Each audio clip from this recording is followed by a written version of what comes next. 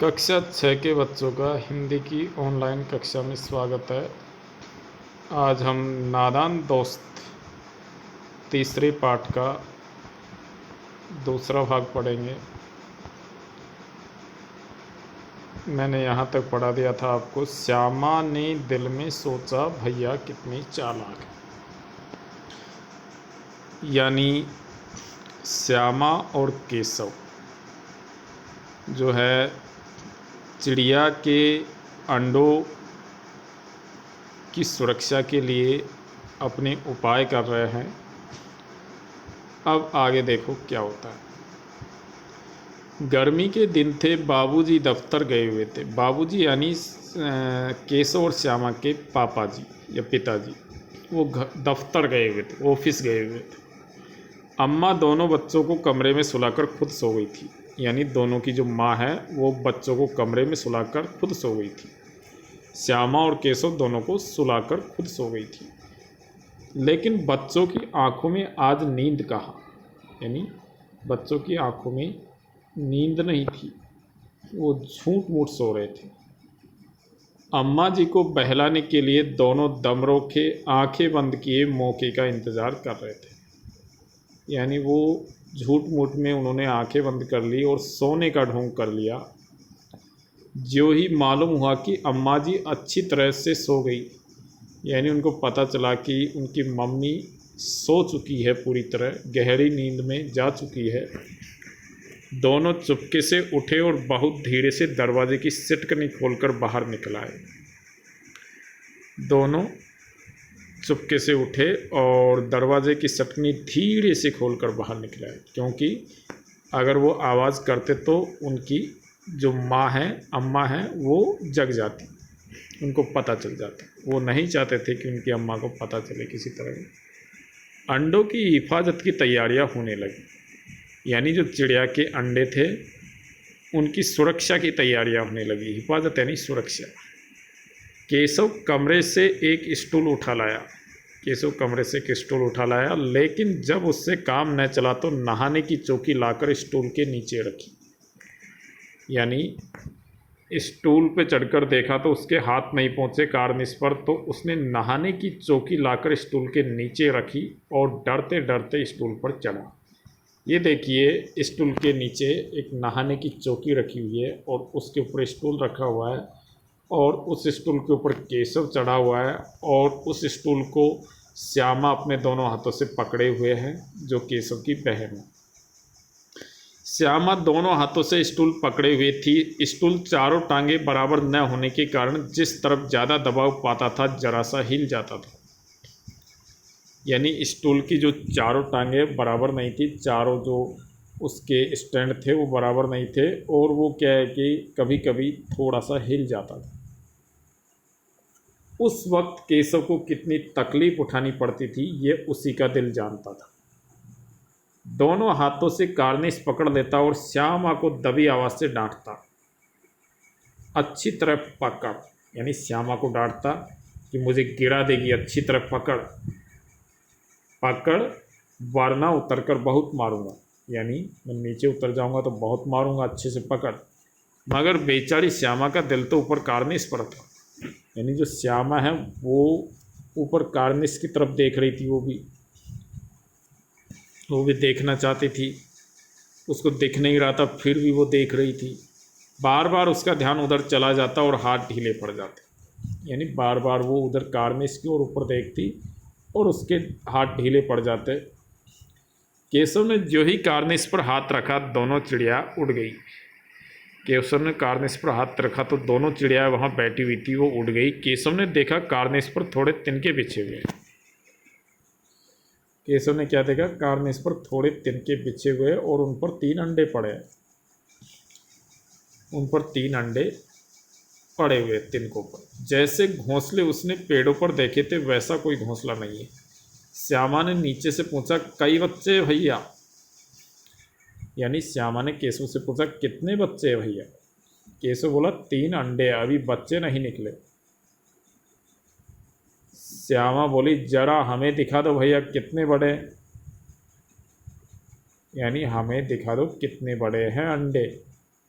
केशव बोला दिखा दूंगा, पहले ज़रा चिथड़े ले आ, नीचे बिछा दूँ, बेचारे अंडे तिनकों पर पड़े हैं। यानी केशव बोला कि चिथड़े यानी कपड़े ले आओ पहले, यानी जो कपड़ा उन्होंने तैयार किया था उसको मैं नीचे बिछा दूँ और बेचारे अंडे तिनकों पर पड़े हुए, यानी अंडे जो है वो तिनकों पर पड़े हुए, उनके नीचे मैं कपड़ा बिछा दूँ। श्यामा दौड़कर अपनी पुरानी धोती फाड़कर एक टुकड़ा लाई। केशव ने झुककर कपड़ा ले लिया, उसकी कई तह करके, यानी तह यानी फोल्ड करके, उस कपड़े की कई फोल्ड करके उसने एक गद्दी बनाई और उसे तिनकों पर बिछाकर तीनों अंडे धीरे से उस पर रख दिए।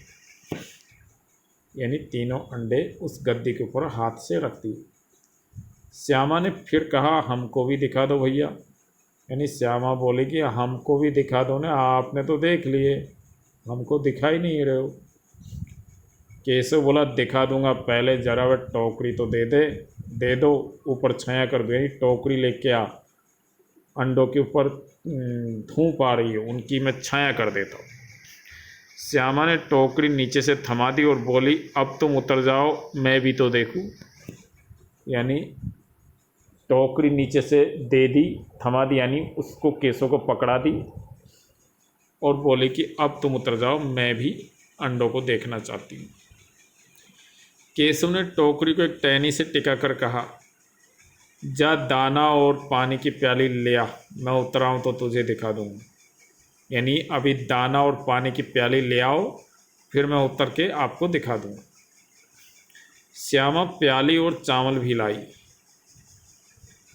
केशव ने टोकरी के नीचे दोनों चीज़ें रख दी और आहिस्ता से उतराया। यानी केशव ने टोकरी की छाया कर दी और उसके नीचे दोनों चीज़ें रख दी और आहिस्ता से उतराया, यानी धीरे से उतर गया। श्यामा ने गिड़गिड़ा कर कहा अब हमको भी चढ़ा दो भैया। श्यामा ने बोला कि हमको भी चढ़ा दो, हमने तो अंडे देखे ही नहीं, मैंने तो देखा ही नहीं अंडे। केशव बोला तू गिर पड़ेगी। श्यामा बोली नहीं गिरूंगी भैया, तुम नीचे से पकड़े रहना। केशव बोला न भैया, कहीं तो गिरा पड़ी तो अम्मा जी मेरी चटनी ही कर डालेगी, यानी अम्मा जी मुझे बहुत पीटेगी, कहेगी कि तूने ही चढ़ाया था। क्या करेगी देखकर, अब अंडे बड़े आराम से जब बच्चे निकलेंगे तो उनको पालेंगे। दोनों चिड़िया बार बार कार्निस पर आती थी और बगैर बैठे ही उड़ जाती थी। केशव ने सोचा हम लोगों के डर से नहीं बैठती। स्टूल उठाकर कमरे में रखाया, चौकी जहाँ की थी वहाँ रख दी।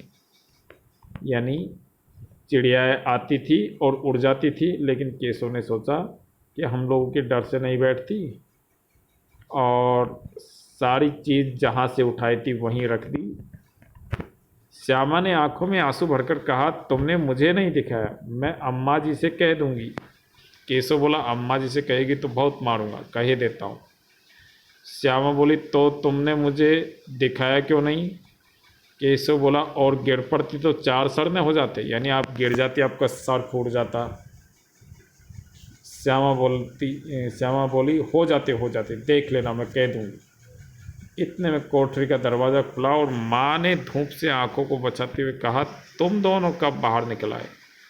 मैंने कहा न था कि दोपहर को नहीं निकलना, किसने किवाड़ खोला। किवाड़ केशव ने खोला था, लेकिन श्यामा ने माँ को ये बात नहीं कही। उसे डर लगा कि भैया पिट जाएंगे। केशव दिल में काँप रहा था कि कहीं श्यामा न कह दे, श्यामा कहने दे अंडे ने दिखाए थे। इससे अब उसको श्यामा पर विश्वास न था। यानी श्यामा को केशव ने अंडे नहीं दिखाए थे, इसलिए उसको श्यामा पर विश्वास नहीं था। श्यामा सिर्फ मोहब्बत के मारे चुप थी या इस कसूर में श्यामा सिर्फ मोहब्बत के मारे चुप थी या इस कसूर में हिस्सेदार होने की वजह से इसका फैसला नहीं किया जा सकता। शायद दोनों ही बातें थी। माँ ने दोनों को डांट डपट कर फिर कमरे में बंद कर दिया और आप धीरे धीरे उन्हें पंखा झलने लगी।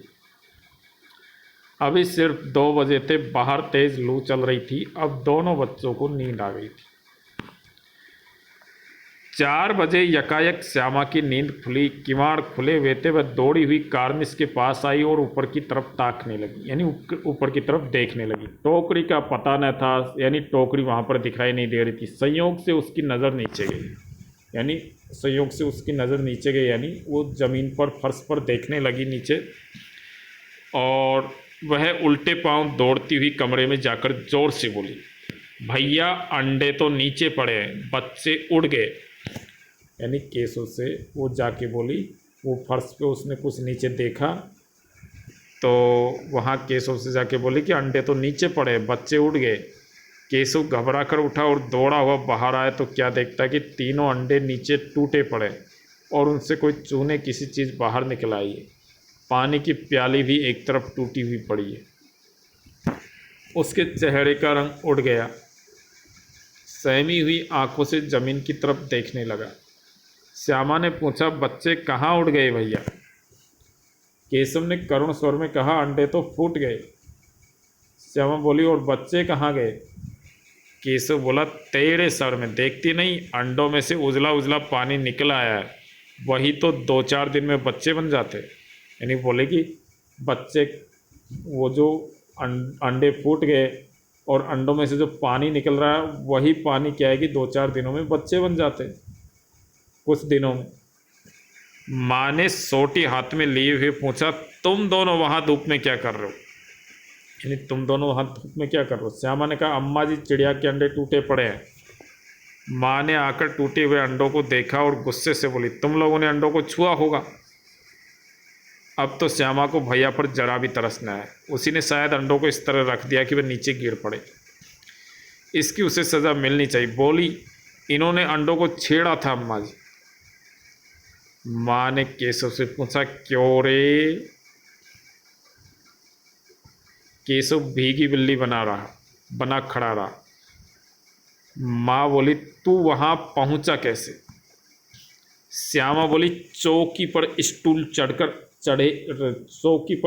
रखकर चढ़े अम्मा जी। यानी पहले चौकी रखी, उस पर स्टूल रखा, फिर उस पर चढ़ के और इन्होंने अंडों के हाथ लगाया। केशव बोला, तू स्टूल थामे नहीं खड़ी थी? श्यामा बोला, तुम्ही ने तो कहा था। माँ बोली, तू इतना बड़ा हुआ, तुझे अभी इतना भी नहीं मालूम कि छूने से चिड़ियों के अंडे गंदे हो जाते हैं, चिड़िया फिर उन्हें नहीं सेती, ये बहुत काम की चीज़ है। यानी माँ ने बताया कि आप इतने बड़े हो चुके और आपको यह नहीं मालूम कि किसी भी चिड़िया के अंडे छूने से जो है वो गंदे हो जाते हैं, यानी बेकार हो जाते हैं, फिर चिड़िया उन अंडों के ऊपर कभी बैठती नहीं है और उन अंडों से कभी बच्चे नहीं निकलते। श्यामा ने डरते डरते पूछा, तो क्या चिड़िया ने अंडे गिरा दिए अम्मा जी? यानी श्यामा ने पूछा, क्या चिड़िया ने अंडे गिरा दिए? माँ बोली, और क्या करती, केशव के सिर पर इसका पाप पड़ेगा। हाय हाय, 3 जाने ले ली दोस्तों। केशव रोनी सूरत बनाकर बोला, मैंने तो सिर्फ अंडों को गद्दी पर रख दिया था अम्मा जी। यानी केशव बोला कि मैंने तो कपड़े की गद्दी बनाकर उन पर अच्छे से रखा था अंडों। माँ को हंसी आ गई, मगर केशव को कई दिनों तक अपनी गलती पर अफसोस होता रहा। अंडों की हिफाजत करने के जोग में उसने उनका सत्यानाश कर डाला। इसे याद कर वह कभी कभी रो पड़ता था। दोनों चिड़िया वहाँ फिर न दिखाई दी। यानी केशव ने अंडों की सुरक्षा करने के चक्कर में और उन अंडों को नष्ट कर दिया, और ये याद करके वो कभी कभी रो पड़ता था और दोनों चिड़िया वहाँ फिर कभी नहीं दिखाई दी। ये जो कहानी है ये प्रेमचंद के द्वारा लिखी हुई है। धन्यवाद।